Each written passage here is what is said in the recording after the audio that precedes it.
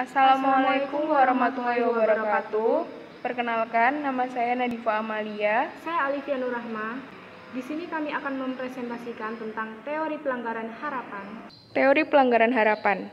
Teori pelanggaran harapan pertama kali didasari oleh peneliti Jude Bourgeon. Teori ini memandang komunikasi sebagai proses pertukaran informasi tingkat tertinggi, di mana teori ini digunakan oleh masing-masing pelaku komunikasi untuk menyerang harapan-harapan dari lawan bicaranya, baik dalam artian positif maupun dalam artian negatif. Hubungan ruang. Ilmu yang mempelajari penggunaan ruang seseorang disebut sebagai proksemik. Proksemik membahas mengenai cara seseorang menggunakan ruang dalam percakapan mereka dan juga persepsi orang lain akan penggunaan ruang. Penggunaan ruang seseorang dapat memengaruhi kemampuan mereka untuk mencapai tujuan yang diinginkan. Penggunaan ruang dapat memengaruhi makna dan pesan yang disampaikan. Bourgeon memiliki sebuah premis, yaitu manusia memiliki dua kebutuhan yang saling berlawanan. Yang pertama ada afiliasi, yaitu setiap manusia senantiasa memiliki keinginan untuk dekat dengan orang lain. Yang kedua ada ruang pribadi, yaitu penggunaan ruang dan jarak seseorang yang dapat berubah-ubah terhadap orang lain. Zona proksemik. Zona proksemik dibagi menjadi 4.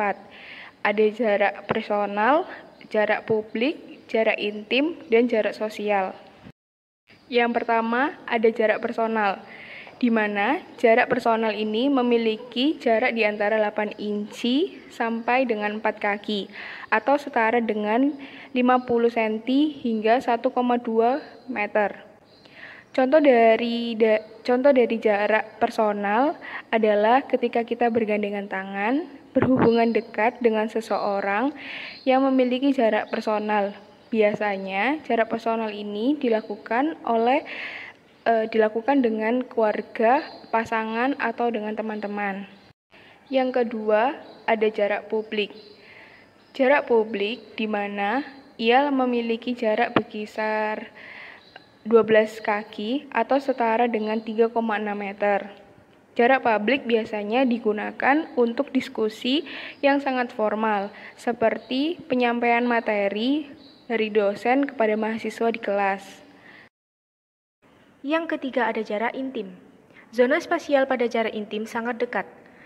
Jarak mulai dari 0 sampai 18 inci atau sekitar 50 cm.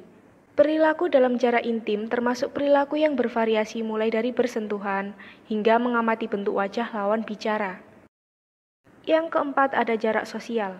Zona spasial yang berkisar antara 4 sampai 12 kaki atau setara dengan 1,2 meter sampai 3,6 meter. Digunakan untuk hubungan-hubungan yang formal seperti hubungan dengan rekan kerja.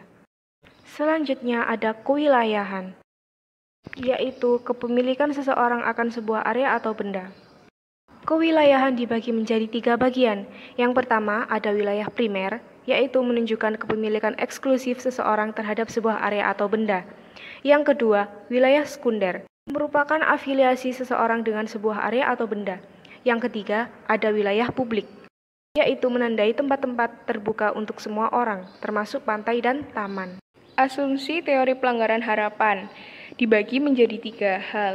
Yang pertama, ada harapan mendorong terjadinya interaksi antar manusia. Yang kedua, harapan terjadinya perilaku manusia dipelajari. Yang ketiga, orang membuat prediksi mengenai perilaku nonverbal. Asumsi teori pelanggaran harapan. Harapan mendorong terjadinya interaksi antar manusia. Asumsi ini menyatakan bahwa orang-orang memiliki harapan dalam berinteraksi dengan orang lain dan akan mempengaruhi perilakunya dalam berinteraksi. Contohnya, dalam proses wawancara pekerjaan, pada saat melamar pekerjaan, seseorang diharapkan menjaga jarak yang sesuai menurut pewawancara selama proses wawancara berlangsung. Selanjutnya, ada harapan terhadap perilaku manusia dipelajari.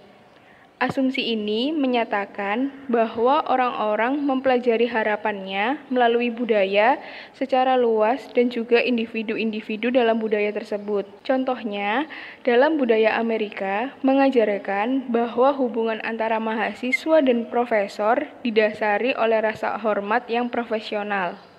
Selanjutnya, orang membuat prediksi mengenai perilaku nonverbal. Asumsi ini menyatakan bahwa perilaku nonverbal mempengaruhi percakapan dan perilaku untuk mendorong orang lain membuat suatu prediksi mengenai suatu hal yang terjadi dan memberikan reaksi. Contohnya adalah ketika kita menganggap seseorang menarik dan melakukan kontak mata, pada awalnya akan terasa tidak nyaman, namun kemudian kita akan merasa nyaman seiring berjalannya waktu. Selanjutnya ada faktor harapan, yang dimana ada individual komunikator, yaitu gender, kepribadian, usia, penampilan, reputasi. Yang kedua ada relational, yaitu sejarah hubungan yang melatar belakangi perbedaan status, tingkat ketertarikan, dan rasa suka. Ketiga ada konteks, yaitu formalitas atau informalitas, fungsi tugas atau sosial, batasan lingkungan, norma-norma budaya. Selanjutnya ada valensi penghargaan komunikator, merupakan jumlah dari karakteristik-karakteristik positif dan negatif dari seseorang dan potensi bagi orang itu untuk memberikan penghargaan atau hukuman. Valensi pelanggaran. Valensi pelanggaran merujuk pada penilaian positif atau negatif dari sebuah perilaku yang tidak terduga. Valensi pelanggaran berbeda dengan valensi penghargaan komunikator. Valensi pelanggaran sebaliknya berfokus pada penyimpangan itu sendiri. Selanjutnya ada rangsangan. Rangsangan merupakan minat atau perhatian yang meningkat ketika penyimpangan harapan terjadi. Rangsangan terbagi menjadi dua jenis, yaitu rangsangan kognitif dan rangsangan fisik. Rangsangan kognitif merupakan kesiagaan mental akan adanya penyimpangan harapan. Ketika seseorang terangsang secara kognitif, maka indera intuitif mereka akan meningkat. Yang kedua ada rangsangan fisik. Rangsangan fisik merupakan perubahan dalam tubuh sebagai akibat dari penyimpangan harapan, yang mencakup perilaku-perilaku yang digunakan oleh komunikator dalam berinteraksi, seperti keluar dari jarak interaksi yang membuat tidak nyaman. Selanjutnya ada batas ancaman. Jarak di mana orang yang berinteraksi mengalami ketidaknyamanan fisik dan fisiologis dengan kehadiran orang lain. Dengan kata lain, batas ancaman adalah toleransi bagi pelanggaran jarak. Contoh kasus dari teori pelanggaran harapan.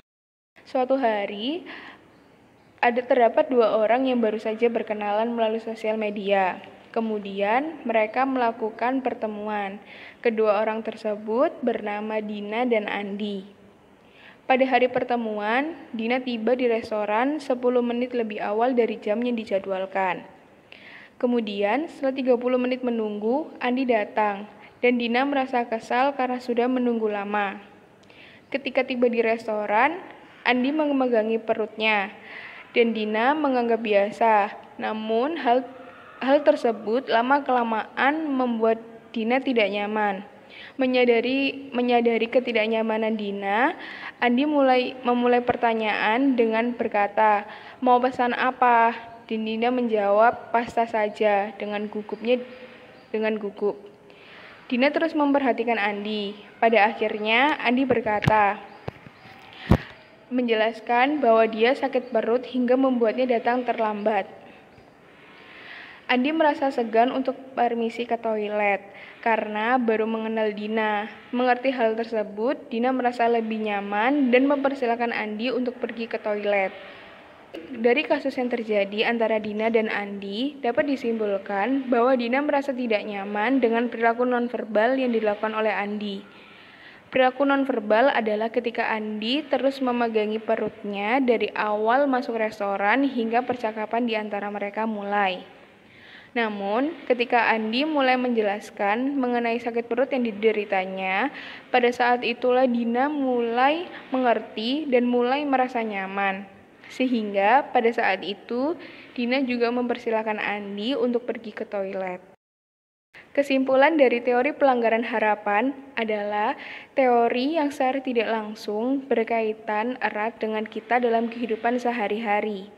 Salah satunya adalah komunikasi intrapersonal.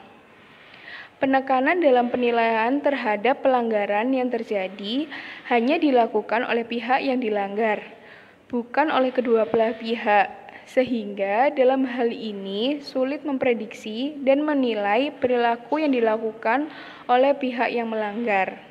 Sekian dari kami. Mohon maaf bila ada kesalahan. Wassalamualaikum warahmatullahi wabarakatuh.